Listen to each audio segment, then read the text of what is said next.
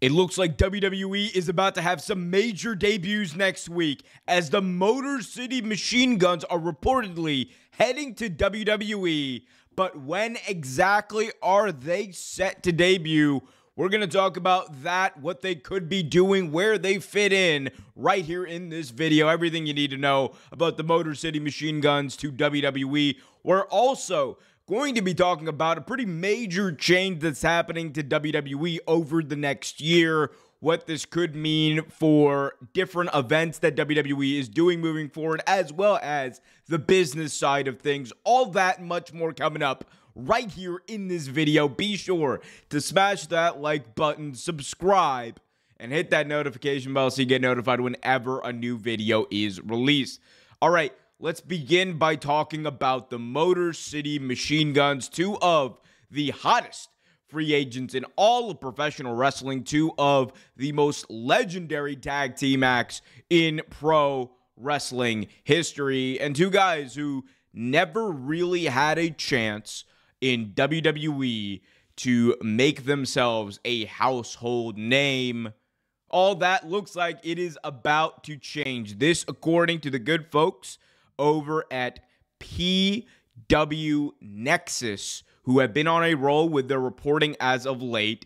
PW Nexus reported the following, quote, "Sources close to PW Nexus have informed us that the Motor City Machine Guns are NXT bound and with their debut potentially as soon as NXT's CW premiere. We are working to reach out to other sources to further confirm more details for subscribers of the PWN Army on our Discord."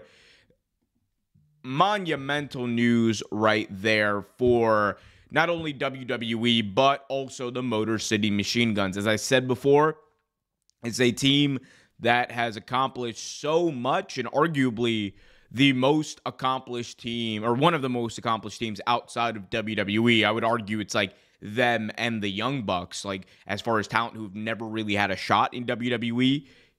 They have made a name for themselves in all professional wrestling circles, and now they have the opportunity to do it on the biggest platform in WWE on NXT. And, you know, people might be asking, well, what are they doing? Why are they debuting, the Motor City Machine Guns, a act that does not need developmental, for being honest, an act that, you know, is far beyond, like, they are in their 40s, still doing great stuff and having like some of their best matches, but they're in their 40s, they're older. These guys have had almost decades of television experience with their time in TNA and others. Like, why would you have them on NXT? Well, the answer to that question is pretty simple. You don't bring in the Motor City Machine Guns to NXT in order to make them learn the WWE system or anything like that. These are two of the most professional wrestlers that you could ever ask for, right? And they have done everything. They've seen everything. They know how to do it. The reason why you bring them in is to bolster the NXT roster, build excitement leading into this change for NXT into the CW era. And NXT right now has an opportunity here with the CW to be in more homes than they were with USA. They are on network television. That is a major deal when you're talking about the difference here, because, and I'm not saying that, you know, CW is Fox. It is not. It is not one of the major, you know, 3 or 4 big network television companies. However, it's still network television. It's still available in a lot more homes than cable is. And because of that, you have an opportunity to tap in to a whole new market. And in order to do that, you need to be putting on as great a show as possible. And one of the ways you do that is by bolstering your roster. I think that's part of the deal here with the Motor City Machine Guns. You also have them pair up with young tag teams in NXT.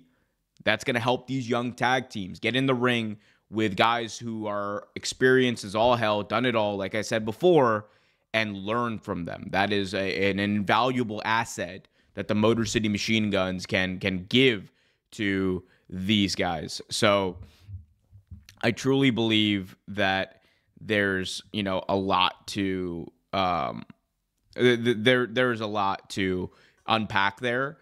You also have the reality that under the CW era, like, you want to be building buzz and you want to be building excitement, especially as NXT has been on a roll. Like, if you look at the broader ICW or IWC, what IWC, ICW is a whole different thing. Shout out to ICW. But if you look at the broader IWC, right, like, there is a growing sentiment that NXT is becoming one of WWE's best week-to-week shows. And I happen to agree with that. I think I'm enjoying NXT more than I'm enjoying definitely Monday Night Raw. Raw right now is not a good show, in my view. You also have Friday Night SmackDown, which has fallen off. Hopefully the Bloodline stuff injects some life into that show. But for the most part, we're back to NXT being, a more polished and beloved product than WWE main roster is.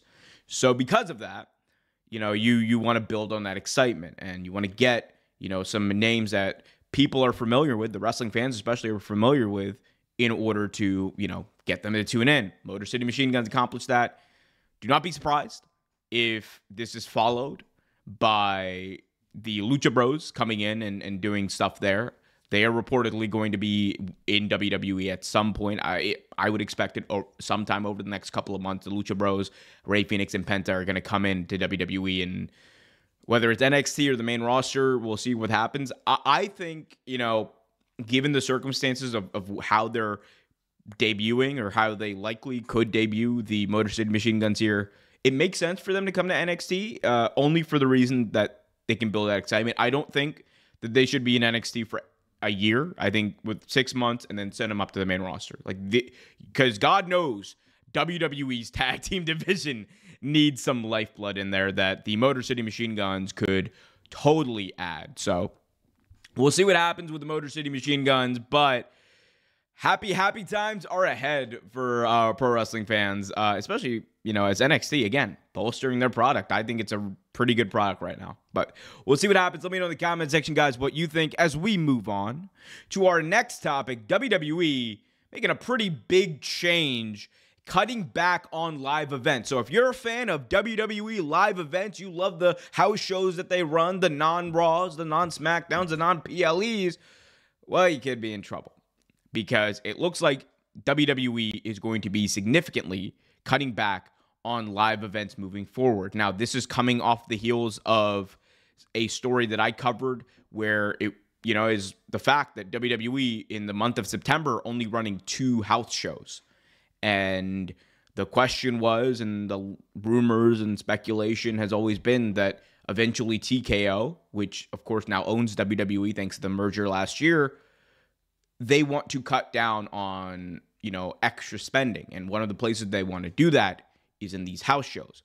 Now, while WWE house shows are doing well and, they are profitable, or that they're selling well, the profitability is one of the questions. Well, Mark Shapiro, the president of TKO, said the following about these live events. This is an aggregation from WrestleOps. Shout out to them for the quote. This is Mark Shapiro on WWE cutting down on live events. Quote, "What we're doing is cutting events at WWE.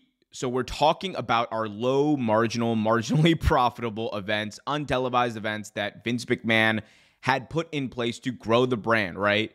You're taking the show on the road, and we got to go to every city we can get to grow the WWE brand. Well, the WWE brand, while we still have to grow it, is on fire right now. So we don't need to carry these marginally profitable events. So what was 300 events last year will be roughly 250 this year, and then the next year close to 200. So every year it looks like WWE is going to be pretty significantly cutting down on the number of events. Now, there's 2 perspectives to look at this by. There's, or 3 actually. There's the business, there's the talent, and then there's the fans, right? And the truth, as they say, or the compromise, whatever, is kind of in the middle. From the WWE's business perspective, a lot of these events, especially ones that are in smaller markets and smaller towns, are just either not profitable, or is it really worth spending the amount of money up front in order to later on get a little bit of a return back? Is this the best way that WWE can be spending resources, time, energy, etc.? That's kind of what the business side is looking at, and they've decided that, some of these markets, they don't need to run anymore. And I think that's kind of what it is, or at least run less frequently. Now, that doesn't mean, I don't think you're going to see the MSG shows go away. Those are not going away. Like the big markets, Chicago, New York, LA, they're still going to be a big part of WWE. From a talent perspective, though, one of the big differentiators between WWE and AEW for a while was that AEW, they don't run house shows. So you're putting your body on the line less. You are wrestling less. You are on the road less days out of the year. While WWE seems to be kind of not going to the degree of AEW, because AEW is still, in that respect, going to be much more talent friendly because you're only working 2 or 3 times a week max. But for WWE, this is going to allow them and their talent a lot more flexibility while contract prices are still going up and those downside guarantees are still as high as they've ever been. So obviously it's making the talent's life a little bit easier in that respect.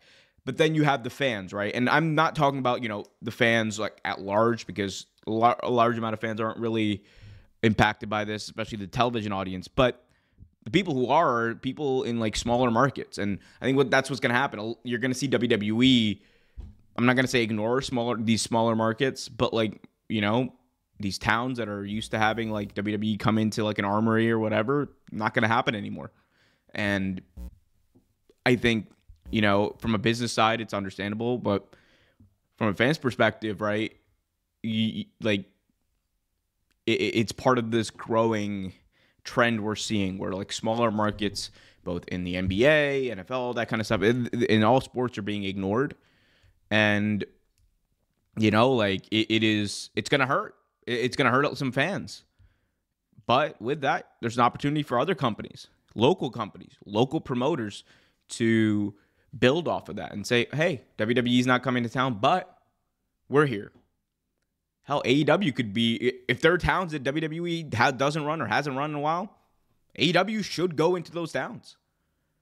And they can help kind of and that'll help, with them and helping them like create a connection with those fans. I think that's possible here too. But again, there's a lot of different sides to this, a lot of moving pieces to this as well. We'll see what happens as time goes on with this, but WWE looking like they are cutting back on live events significantly.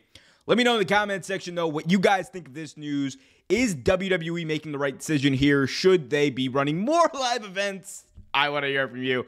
Also, let me know in the comments what you think about the Motor City Machine Guns possibly going to WWE. Until next time, I'm Omer Q for Real Take Wrestling. Be sure to smash that like button, subscribe, and hit that notification bell so you get notified whenever a new video is released.